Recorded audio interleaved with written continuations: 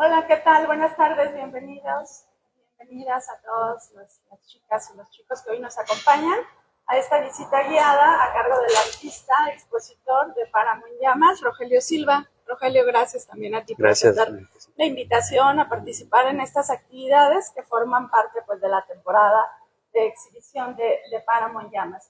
Estas actividades pues tienen el propósito de ofrecerles una herramienta complementaria y de enriquecer su experiencia de visita al museo y a la propia exposición. Entonces, pues Rogelio nos va a platicar un poco de cómo concibió su proyecto, cómo lo trabajó, cómo lo desarrolló y también un poco cómo contribuyó al montaje de la exposición, porque hizo dos piezas, dos instalaciones que van a poder apreciar y comentar con Rogelio, que las hizo especialmente para este montaje y especialmente para las instalaciones de nuestro museo. Bueno, pues Rogelio Silva, él es egresado de la licenciatura en diseño artesanal de la Universidad de Colima, pero también tiene formación como artista visual y en sus proyectos relaciona mucho las artes plásticas, la pintura, con el dibujo, con también la gráfica y la literatura. De hecho, pues su interés en la literatura está plasmado en este proyecto con las dos obras de Juan Rulfo, con quien tiene pues un punto ahí en contacto, que son originarios del mismo lugar, del sur de Jalisco, y que trabaja en torno a las evocaciones del paisaje donde creció Rogelio, del paisaje que describe Juan Rulfo en sus libros, en su novela Páramo y en su libro de cuentas El Llano en Llamas. Así que bueno, pues los dejo con Rogelio, espero que disfruten la visita y pues cualquier comentario, Rogelio estará aquí dialogando con ustedes. Gracias y bienvenidos, Rogelio. Gracias, Tito. Gracias. Bueno, buenas tardes y muchas gracias por venir. Espero que durante todo el recorrido, si tienen alguna pregunta, con confianza me la hagan. Hay veces que a mí se me pasan algunos detalles decirlos, pero mucho de lo que trata la exposición lo dijo Tita. Es una exposición que está inspirada en la obra de Juan Rulfo. Seguramente algunos de ustedes ya en alguna ocasión han de haber leído por lo menos un cuento de Rulfo, o han tenido algún acercamiento, o han oído hablar por lo menos algo de él, ¿no?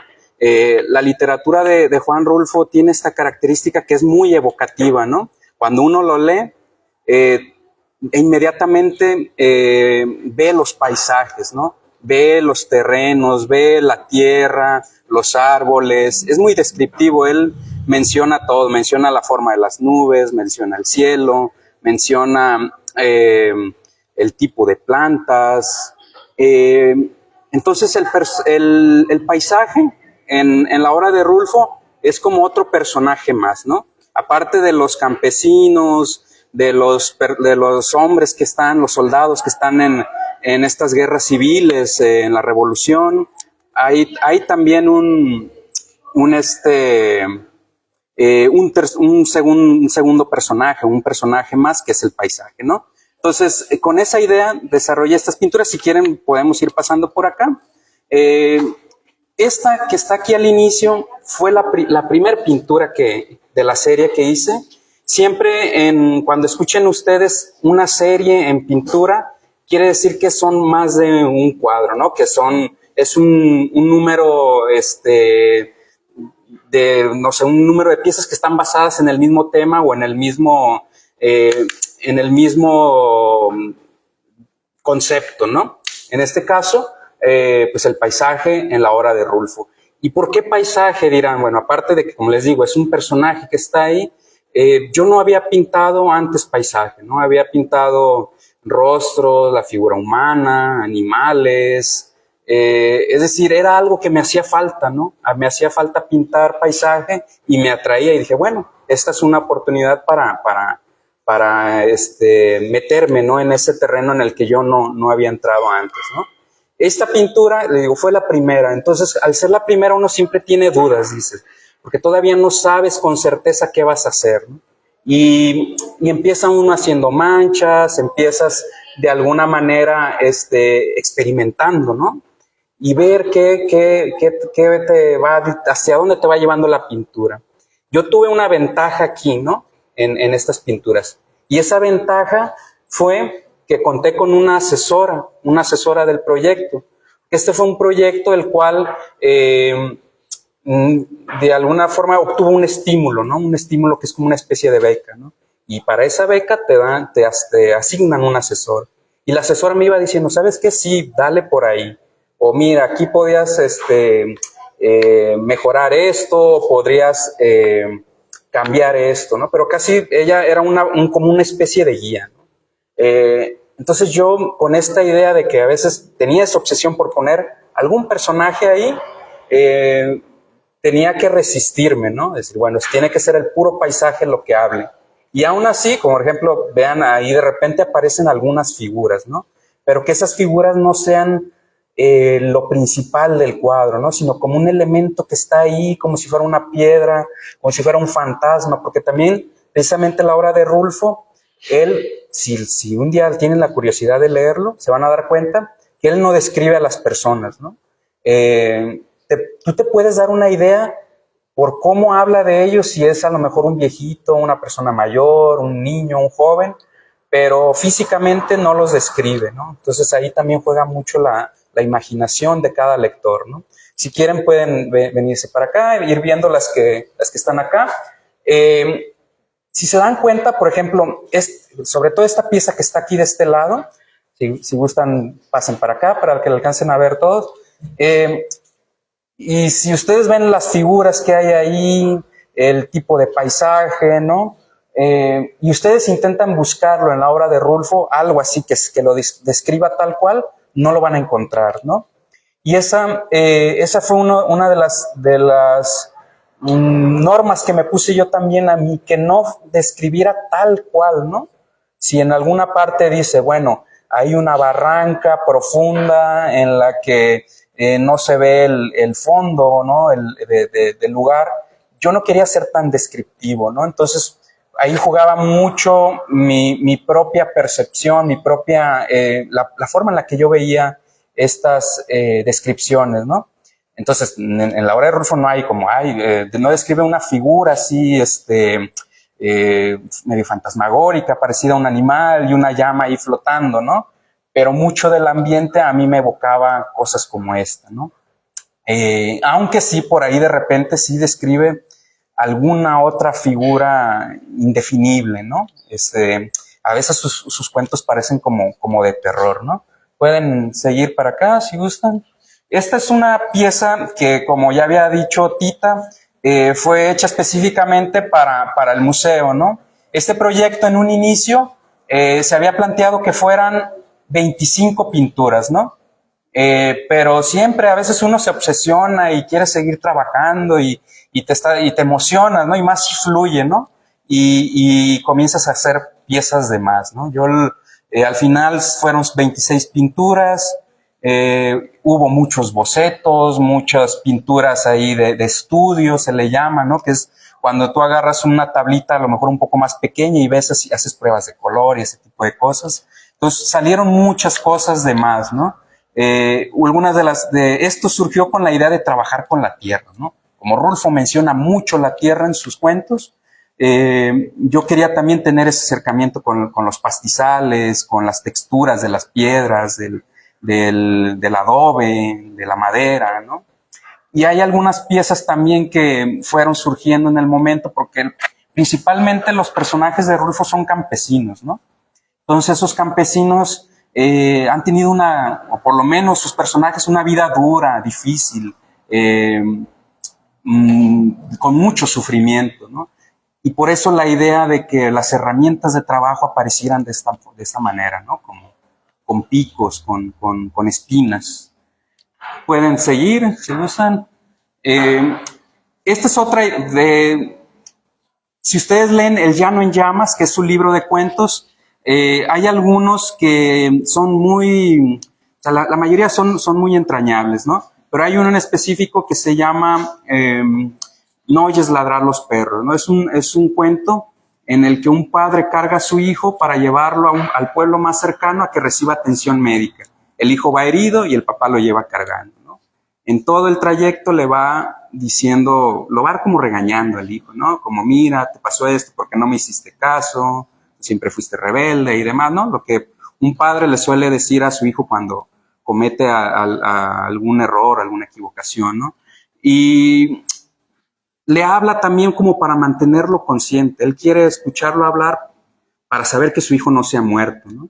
Y en algún momento le pregunta que si no oye ladrar los perros, porque es un indicio de que ya están cerquita del pueblo, ¿no? Cuando escuchen ladrar los perros es que ya se están acercando. Ahí, en ese cuento en específico, no narra mucho el paisaje, Rulfo, casi no lo narra. Lo único que describe es el cielo y la luna. Entonces, al describir la luna, sobre todo una luna como de fuego, casi más parecida a un sol que a una luna, pues uno lo primero que dice, bueno, es de noche, ¿no? Si está la luna, es de noche.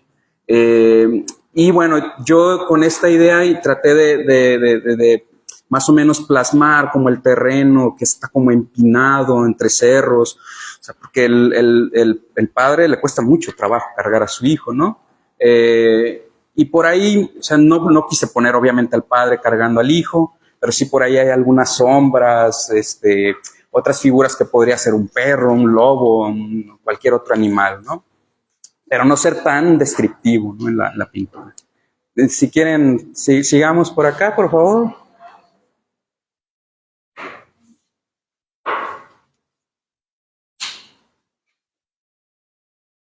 Bueno, estas pinturas, bueno, ya ahorita hay como un espacio donde están más seguidas. Otra de las cosas que hay dentro de la obra de Rulfo es la descripción o cómo él plasma la violencia que había en ese tiempo, ¿no?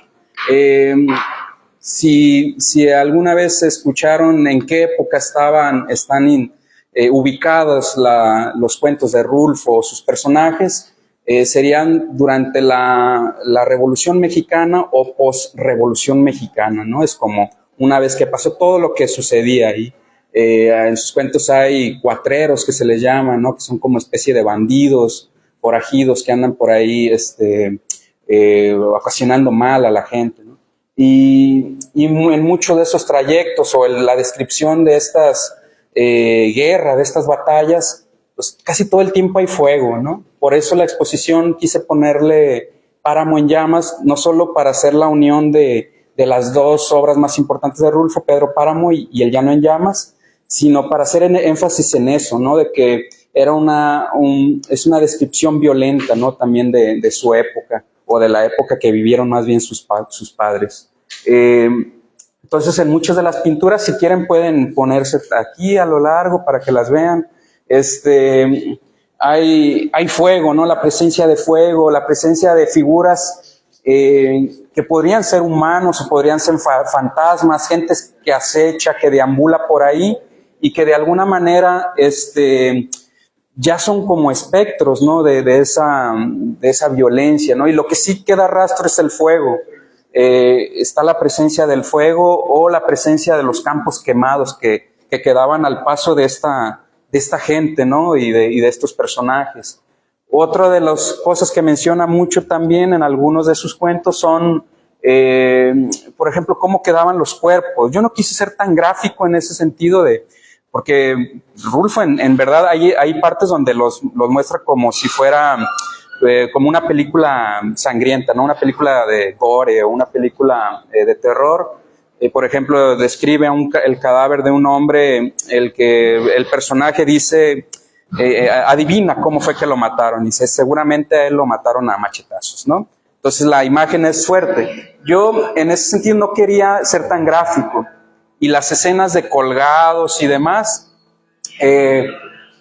las hacía como si hubiera pasado mucho tiempo, ¿no? Porque ese periodo de guerras también fue muy largo, ¿no? Entonces, era común que los cuerpos que colgaban pues duraran ahí hasta que se convertían en osamenta, ¿no? Entonces, por eso algunos de las pinturas que hay ahí ya queda solamente la osamenta, ¿no? Como rastro de esa violencia.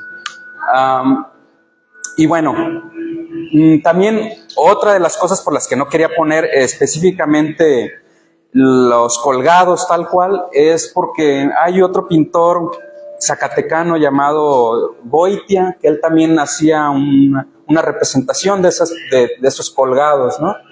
Y bueno, yo digo, bueno, Goitia es Goitia y él tiene ya su forma de representar esos sucesos. Yo voy a buscar el mío, que era este, ¿no? Aunque obviamente también mi obra está inspirada en Goitia. Y bueno, les había comentado, si gustan venirse hasta acá, por favor, les había comentado que mucho de lo que iba saliendo cuando yo iba haciendo esta serie de pinturas, también hubo bocetos, ¿no? Hubo muchos bocetos, dibujos, pruebas de color, y mi asesora me decía, esos bocetos y eso que está saliendo de más, no lo vayas a tirar o no lo vayas a perder, guárdalo, porque también se podría agregar en determinado momento a las exposiciones que vayas haciendo. Y yo me acuerdo que una vez, en esta obsesión yo de que, yo quiero ver cómo se vería aquí un personaje, ¿no? Entonces agarraba un papel, no sé si conocen el papel albanene o el papel, es un papel medio transparente, ¿no? Entonces hacía el dibujo de alguna figura y la pegaba, la sobreponía en alguna de las pinturas que ya había hecho. Y le preguntaba, oye, ¿cómo crees que se ve si pongo una figura ahí? ¿Estará bien o no? Y ella me decía, pues mira, el paisaje funciona ya por sí solo, pero eso que estás haciendo de poner los personajes encima, podrías desarrollarlo en otra área, ¿no? Con otra obra, ¿no? Y esa otra obra que se nos ocurrió fue hacer una animación, ¿no? Entonces, ella misma me mostró el trabajo de otro artista, un artista inglés que se llama William Kenrich, si en algún momento quieren o les interesa buscarlo. Es un artista que trabaja con carboncillo, este material es como, son como varitas carbonizadas, ¿no? Prácticamente es carbón, ¿no? Y la ventaja que tiene este material es que, bueno, uno puede bocetar muy rápidamente con él y puede como borrar con los dedos, ¿no? Entonces, para hacer una animación stop motion a mí se me prestaba mucho, ¿no? Es como muy bien práctica, es una técnica bien económica, muy rápida. Entonces, hagan de cuenta que para hacer estas animaciones, lo que yo hacía era dibujar, no sé, por la figura principal, borraba un poquito y tomaba una foto. Y luego eso que borré, no sé si era una mano, la borraba y luego la hacía más arriba. Luego la borraba, tomaba foto y la hacía más arriba. Entonces ya cuando das la transición, pues parece que tiene movimiento, ¿no? Y les digo, es una animación de muy, muy bajo presupuesto porque ni siquiera tiene postproducción más que la música que le puse encima, ¿no? Pero tal cual, así como quedaba del celular, así yo la pasaba para irlos juntando todos estos bloquecitos de animación. Y bueno, ya las obras que están acá también, o sea, son algo que se me ha pasado a decirles, es que como la obra de Rulfo no solamente me inspira para las imágenes, ¿no? Sino también literariamente, o sea, también tiene mucho de donde uno se inspire o tome referencias. Entonces, yo normalmente en una exposición de pintura se pone una ficha técnica, ¿no? La ficha técnica trae el título de la obra, el tamaño, la técnica, el año en el que fue hecha y algunas veces trae como el precio, el avalúo, ¿no? Pero si se dan cuenta, todas las pinturas tienen el mismo formato y casi todas son en la misma técnica. Y todas las hice en el mismo año y todas las hice yo, o sea, es el mismo autor. Entonces no me hacía mucho sentido repetir la misma ficha técnica en todas, nada más con el cambio de título. Dije, bueno, ¿por qué no, en vez de ficha técnica, poner un texto, ¿no? Ahí debajo de las pinturas que a su vez fuera contando también una historia, ¿no?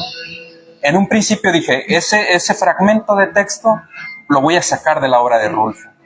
Pero la idea también no era agarrar algo directamente de ahí, sino hacerlo mío, ¿no? Como que esto yo lo voy a hacer mío. Y esos textos también están inspirados en Rulfo, no son sacados directamente de sus textos, ¿no? Y la idea era que cuando empezaran a ver las pinturas, o quien estuviera en la sala viéndolas, pudiera empezar o del final o del medio, y ahí irse leyendo hasta que terminara todas. Y realmente no hay un orden, ¿no? No hay un orden, sino que es como una especie de rompecabezas, que cuando tú lo unes todo, le da sentido a tu propia historia, ¿no? O sea, no tiene un principio establecido ni un final, sino que puede ser así muy aleatorio. Y eso le da también como a la obra le hace como más, como un ciclo, ¿no? Un ciclo. Igual que la animación, ¿no? La animación se repite y se repite. Entonces, esa era la idea con la obra de Rulfo. No sé si tienen alguna pregunta, igual si gustan para pasar acá a ver las últimas y ya les explico un poquito de cómo las fui armando, ¿no? Bueno, estas son las últimas piezas. Les había dicho que mucho del paisaje está ahí en Rulfo, ¿no? Él describe, sobre todo, mucho de lo que hay ahí es parte del sur de Jalisco, la zona sur de Jalisco, parte también de Colima, porque también describe algunas zonas de Colima. Y bueno, yo necesitaba referencias, ¿no? No todo sacarlo de la imaginación. Entonces, mucho de lo que salió de ahí, yo lo busqué. La idea era ir a los lugares, ¿no? Y tomar fotos. Pero por cuestiones así a veces de que no puedes, la pandemia, no podía ir a todos los lugares. Y todo lo que hacían era en el Google Maps meterme y irme a los lugares que sabía yo que Rulfo los mencionaba en sus cuentos e intentar como hacer como una investigación del paisaje, ¿no? Y bueno, había veces que encontraba cosas interesantes, había veces que no, y por lo general también, curiosamente casi siempre el carrito de Google Maps era un día como, no sé, como mediodía, a las 2 de la tarde, entonces hay como un tipo de luz siempre. Entonces si yo quería no sé, referencias de la madrugada, de la noche, pues tenía que ingeniármelas para encontrar imágenes de ese tipo. Entonces se me ocurría, bueno, y luego el carrito de Google Maps no siempre se mete a donde uno quiere, ¿no? Se dan cuenta que a veces que dices, ay, ojalá y se hubiera metido a esa brechita que se ve muy interesante por ahí, pero pues no.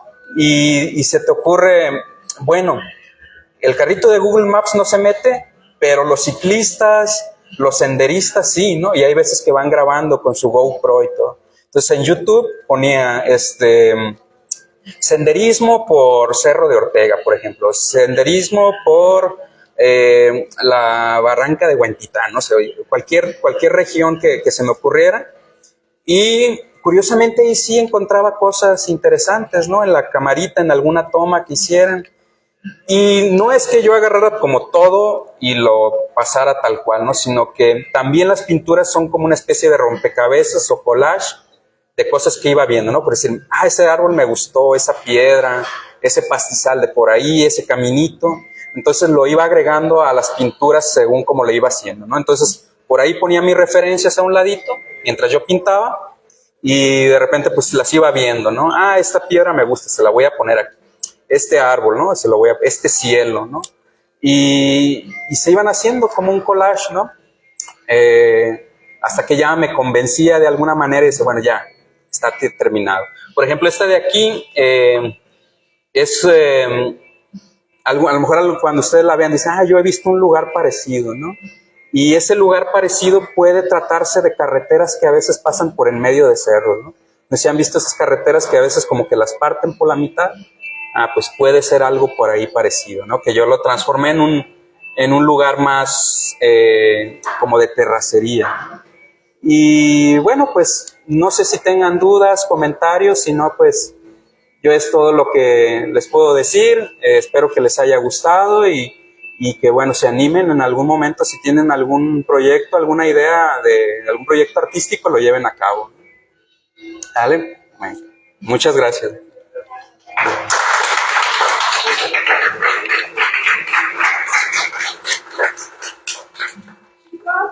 Chicas, aprovechen que tenemos aquí al artista, al creador de esta obra, preguntas, comentarios, No crean que esto se hace en todos los museos,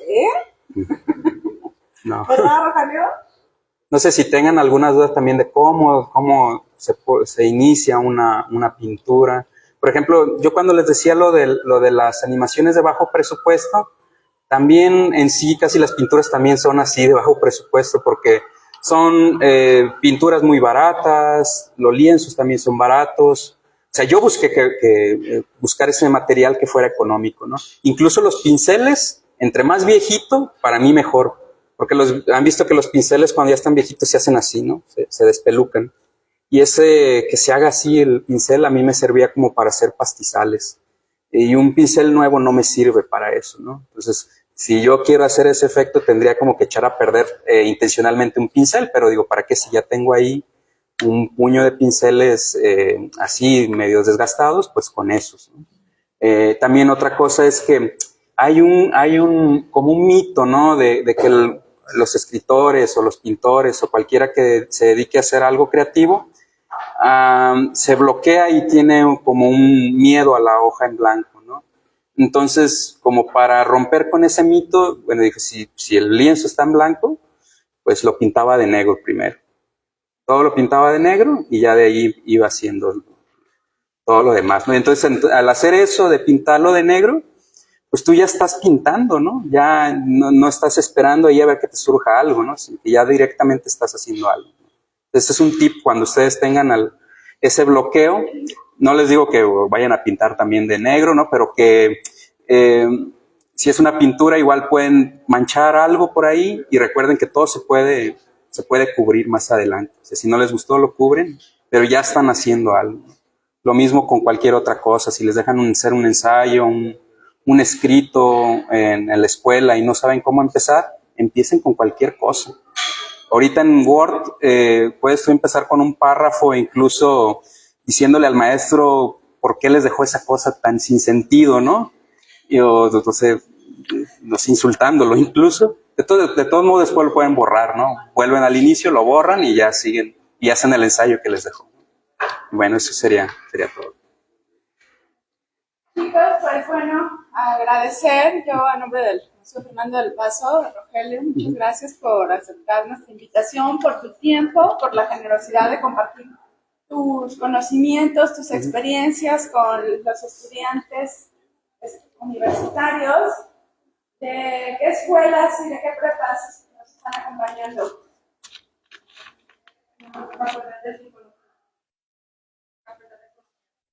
Allá atrás. ¿Y aquí? Bachillerato. Pues mira. Algunos tienen contacto con el arte, otros no mucho, y pues esta es la finalidad de estas actividades que hacemos, que aunque no estén estudiando quizás algo que tenga que ver con la producción artística, pues que puedan conocer y puedan saber de qué va, cómo se trabaja en un museo, cómo trabaja un artista plástico, un artista visual como Rogelio Silva. Y esa es nuestra intención aquí en el Museo Universitario Fernando del Paso, ser un museo foro, dar a conocer y ofrecer distintos puntos de vista de cómo acercarse al arte, porque hay muchas maneras de verlo, desde poder contemplar el talento y la creatividad y la técnica que manejan los autores como Rogelio, hasta explorar, discernir, reflexionar sobre los temas que están abordando los artistas plásticos. En el caso de Rogelio, él tiene un enfoque crítico sobre el campo, sobre el campesinado, que ya les comentó algo sobre eso, y todos los conflictos o todos los fenómenos sociales que ahí convergen desde los económicos, lo social, lo político. Y en otras dos exposiciones que tenemos en nuestras salas de Benítez, de Registros del Hábitat, una colección que viene de la Universidad de las Artes de Aguascalientes, es una reflexión sobre el confinamiento en la pandemia de cuando inició. Y bueno, los artistas, los autores nos dejan ver varias cosas que nos pueden ser comunes, momentos que todos vivimos, desde empezar a usar el cubrebocas, desde rastrear cómo se dieron los contactos en nuestro entorno, Y por otra parte acá tenemos la Plaza Ciudad Ficción de Rodrigo Genier, que también es una reflexión sobre el paisaje, sobre cómo se transformó Toluca, la ciudad de donde Rodrigo es originario, y cómo una ciudad industrial va convergiendo distintos tiempos y cómo va también marcando distintos hitos en distintos paisajes y regiones. Y bueno, pues invitarlos a que sigan visitando el Museo Fernando del Paso. A 7:30 de la tarde hoy tenemos cine documental con la Cineteca. La próxima semana tenemos otras visitas guiadas con enfoque museográfico para dar a conocer cómo el museógrafo y el diseñador del museo trabaja el montaje en sala de las piezas, la iluminación, la disposición de cada una de las piezas. La última semana de octubre, Rogelio viene a dar una charla presencial también sobre esto que platica del lienzo, de enfrentarse al lienzo en blanco. Y así tenemos distintas actividades. Consulten, los invitamos a consultar nuestra agenda en el Facebook Museo Universitario Fernando del Paso y a visitarnos en horarios normales de martes a sábado, de 10 de la mañana a 2 de la tarde y de 5 a 7 de la tarde. Pues con esto vamos por terminado y si gustan explorar las otras exposiciones o ver con más calma la obra de Rogelio, adelante. Gracias y hasta luego. Gracias.